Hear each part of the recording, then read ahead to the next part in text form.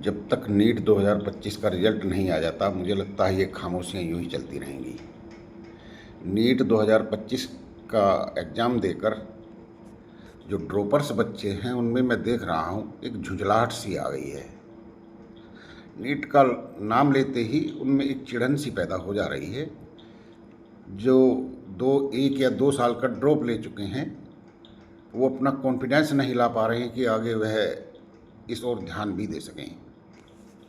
बात भी सही है, जब अपनी इमेजिन से अधिक टफ या ऐसे क्वेश्चन आ जाएं कि भविष्य में उस स्तर की तैयारी भी की जाए तब भी उनकी होने की कोई गारंटी नहीं है, तब यह होना स्वाभाविक है।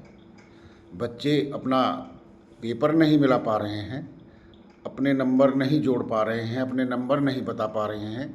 इसका कारण यही है कि मोस्टली बच्चों, यकीन करिए, 99.9999 बच्चों का पेपर अपनी अपेक्षा से खराब हुआ है, बहुत खराब हुआ है। अब इसीलिए मेरिट नीचे जाएगी। चिंता ना करें, जिन बच्चों का एवरेज पेपर ठीक गया है उनका रिजल्ट अच्छा रहेगा। अब बात आती है कि आगे इस कॉन्फिडेंस को डेवलप कैसे किया जाए। किसी एग्ज़ाम को लेकर जहाँ इतनी वैकेंसियाँ हैं, वहाँ कुछ तो बच्चे जो पढ़ने के प्रति उत्सुक होते हैं, वह एग्ज़ाम को फिर भी देंगे। परंतु इस बार मुझे लगता है 1/3 बच्चे इसको, जो ड्रॉपर्स बच्चे हैं, वे अपना कॉन्फिडेंस लाने में असमर्थ हो जाएंगे और कंपटीशन अगली बार से कम हो जाएगा। 15 लाख 16 लाख से ज़्यादा बच्चे इसको देने की हिम्मत नहीं रखेंगे, जहाँ तक मेरा आकलन है। जब फॉर्म भरे जाएंगे तो इस मेरे वीडियो को ध्यान में रखना और उसका संज्ञान लेना। परंतु अब किया क्या जाए?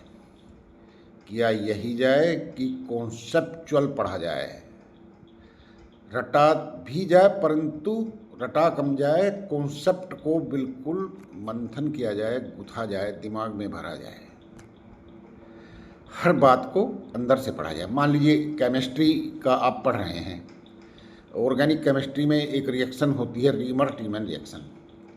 उसमें क्वेश्चन आ जाता है कि इसमें रिएक्शन इंटरमीडिएट कौन सा होता है। तो रिएक्शन इंटरमीडिएट उसमें लिखा हुआ है कार्बीन होता है, कार्बीन। अब कार्बीन सब क्योंकि पहले क्वेश्चन आया हुआ है, यदि कार्बीन आ जाता तो बड़ा आसान लगता है कि भाई ये तो क्वेश्चन आया हुआ है, इसे तो मैं जानता हूँ। परंतु एग्जामिनर जब इस तरह के पेपर बनाता है तो वो घुमाता है।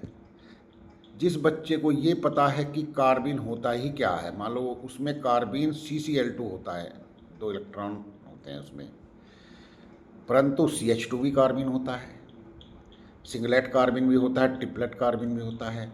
इसलिए कार्बीन की थोड़ी अंदर से, यदि कार्बीन वर्ड NCERT में आया है तो कार्बीन की थोड़ी फंडामेंटल जानकारी आपको करनी ही होगी यदि अच्छा पेपर करना है। मान लीजिए 4 ऑप्शन यही दे दे, बताइए कौन कार्बीन नहीं है। CCl2, CCl3, CH2, इस तरह उसने 4 ऑप्शन बना दिए और उसमें भी फिर ऑप्शंस में भी ऑप्शन बना दिए, फर्स्ट सेकंड, थर्ड, फर्स्ट। तब जब तक आप कार्बीन के बारे में थोड़ा फंडामेंटल डिटेल नहीं पढ़ेंगे, कार्बोनियम आयन के बारे में डिटेल्स नहीं पढ़ेंगे, उनकी स्ट्रक्चर के बारे में, शेप के बारे में, हाइब्रिडाइजेशन के बारे में डिटेल में नहीं जानेंगे कि हाइब्रिडाइजेशन होता ही क्या है, ऑर्बिटल किस तरह हाइब्रिडाइज करते हैं, उनकी एनर्जी, हाइब्रिडाइज ऑर्बिटलों की एनर्जी स्ट्रॉन्ग क्यों होती है, तब तक आप फंडामेंटल चीज़ें नहीं जान सकते। इसलिए ये तो मैं एक छोटा सा एग्जाम्पल बता रहा था। जैसे क्रिस्टल फील्ड थ्योरी है, वो सामान्यतः बच्चों की समझ में नहीं आती, बहुत सारे तो टीचर्स की समझ में ही नहीं आती। वो ऑक्टाहेड्रल फील्ड में EG ऊपर क्यों चले जाते हैं और T2G नीचे क्यों रह जाते हैं, टेट्राहेड्रल फील्ड में उल्टा क्यों हो जाता है। तो सबसे पहले यही समझना होगा कि ऑक्टाहेड्रल फील्ड क्या होता है, टेट्राहेड्रल फील्ड क्या होता है, और EG ऑर्बिटल्स की एनर्जी ऑक्टाहेड्रल में इंक्रीज क्यों हो जाती है और T2G की डिक्रीज क्यों होती है। उसके लिए D ऑर्बिटल्स की शेप का पता होना चाहिए कि इंट्रैक्शन होता है और इंट्रैक्शन के कारण रिपल्सन होता है, रिपल्सन के कारण एनर्जी बढ़ती है। मेरा कहने का मतलब ये है, समझाएंगे तो किसी दिन और, कि किसी भी सब्जेक्ट को जब पढ़ो, किसी भी कॉन्सेप्ट को जब पढ़िए, उसके अंदर की बात समझिए। ये मेरा दावा है, यदि आपने समझ लिया एक बार तो फिर उसको भूलेंगे नहीं। यदि आपने सतही पढ़ लिया, जब सिविल सर्विस का एग्ज़ाम दिया करते हैं तो उसमें एक स्टेटमेंट आता है लिखा हुआ मेंस के पेपर में कि आप लिखिए, परंतु सतही ज्ञान के लिए 0 अंक दिया जाएगा। यही बात यहाँ लागू होती है। यदि ज्ञान अर्जित किया है आपने और सतही किया है, तब इस बार तो फिजिक्स में है, किसी वर्ष यदि बायोलॉजी में भी और स्टैंडर्ड पेपर आ गया या केमिस्ट्री में भी स्टैंडर्ड आ गया, तब बच्चे 40%, 50% या 60% पेपर ही करेंगे। और अच्छे बच्चे जिन्होंने अच्छा पढ़ा है वो 70-80 तक करेंगे। अच्छा, आसान में तो सभी 99% 2024 तक कर रहे थे। मेरा कहने का अर्थ यही है कि हौसला नहीं खोइए, हौसला जुटाइए। जिन बच्चों ने अपना टारगेट मेडिकल को चुना है वह लगिए, कॉन्सेप्ट क्लियर कर लीजिए, फिजिक्स के, बायो के, केमिस्ट्री के कॉन्सेप्ट क्लियर कर लीजिए। और जिन कॉन्सेप्ट को आपने बिल्कुल क्लियर किया है उनके क्वेश्चन किसी हद तक आप करने में सफल हो जाएंगे। बस स्ट्रेटजी ये बनाइए कि 3 घंटे में जितने अधिकतम क्वेश्चन आप ऑप्ट कर सकते हैं मेहनत करके, उस समय उतने कर लीजिए। यदि आप बीच में ही 3 घंटे के बीच में ही हौसला खो गए, क्वेश्चन छूटेंगे। हालांकि 3 घंटे में मेरा विश्वास ये है कि बच्चों के क्वेश्चन सदैव छूटेंगे 100%। ये जो टेस्ट लेते हैं या जो रिपीट क्वेश्चन टेस्ट में दे देते हैं तो उसके कारण कोई 660, 670, 680, 690 तक लाते हैं, वो नहीं होता। कंपटीशन में नए क्वेश्चन आते हैं। कंपटीशन नाम ही इस चीज़ का है। कंपटीशन नाम इस चीज़ का है कि रिपीट क्वेश्चन पेपर्स में कम से कम हो, वही पेपर अच्छा माना जाता है। आप आईएएस का देखिए, कभी भी रिपीट क्वेश्चन नहीं आते।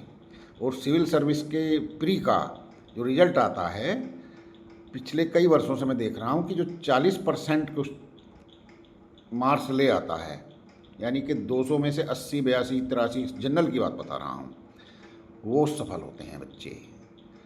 तब यदि मेहनत करोगे, टफ पेपर भले ही आए, बहुत टफ आ जाए, तो आप 50% मार्क्स, जैसे इस बार फिजिक्स में कोई 50% मार्क्स, मेरे ध्यान में तो वहाँ 40% मार्क्स जो लाएगा वो सिलेक्शन की श्रेणी में होंगे। टफ पेपर जिस तरह का फिजिक्स का पेपर आया है, ये सिविल सर्विस स्तर का आया है, उस लेवल को देखते हुए, वहाँ ऊंचा लेवल है तो यहाँ इंटरमीडिएट के स्टूडेंट हैं, वहाँ यदि 40% पर सिलेक्शन होते अच्छे बच्चों के, यहाँ भी जिसका 40% हुआ है वो अच्छे बच्चों में है, इसलिए फ्रस्ट्रेट नहीं हो।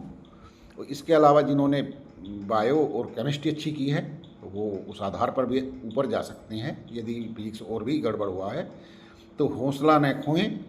आगे भविष्य के लिए यदि मेडिकल क्षेत्र चुना है तब उसके लिए कॉन्फिडेंस जागृत करें और कॉन्सेप्ट पढ़ें, कॉन्सेप्ट को समझें। ऐसे टीचर्स से पढ़ें जो कॉन्सेप्ट समझा देते हैं, बारीक बारीक ना पढ़ें और दोहराएं। जो भी पढ़ें उसको 3-4 बार दोहराएं, लगातार दोहराएं। आपके धीरे धीरे ऐसी मास्टरी हो जाएगी। स्टूडेंट अधिक होशियार हो जाता है टीचर से भी, जब वो रोज़ पढ़ता है, कुछ ना कुछ निकालता है, कहीं गूगल से निकालता है, कहीं अपने टीचर से पूछता है, तब आपके पास एक भंडार हो जाएगा। हो सकता है कि मेडिकल में सफल ना हो, पर वो ज्ञान और नॉलेज आपके जीवन में बहुत काम आएगी। शिक्षा कभी बेकार नहीं जाती। एजुकेटेड आदमी रेस्पेक्ट पाता है और अपने ज्ञान का यदि कॉन्फिडेंस समाज में लूज ना करे तो कहीं ना कहीं उसका परिणाम पाता है। तो मेरा यही अनुरोध है कि बच्चों कॉन्फिडेंस मत खोइए। जिन्होंने अपने जीवन का टारगेट मेडिकल क्या है वे खड़े होइए, फिर से पढ़िए, सारे कॉन्सेप्ट पढ़िए, लग जाइए। मेहनत का कोई विकल्प नहीं, मेहनत यदि करोगे उसका कोई विकल्प नहीं। सफलता जो मेहनत करता है उसको मिलनी तय है। ये मेरा अपना तजुर्बा है, मेरे साथियों का तजुर्बा है, पूरे स्टूडेंट्स का तजुर्बा है। मैं स्टूडेंट्स के भी संपर्क में रहता हूँ और मैं भी बहुत कॉम्पिटिटिव रहा हूँ। तो अगला वीडियो फिर बनाऊँगा। तो इस बार की मेरिट को ध्यान रखिए, वो बहुत नीचे जाने वाली है।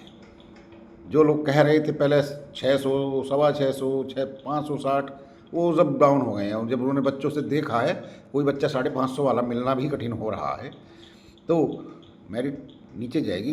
जिन बच्चों ने एवरेज किया है और वहाँ डटे रहे हैं 3 घंटे तक, होच पोच नहीं हुए हैं, उनका रिजल्ट पॉजिटिव ही आएगा। Thank you.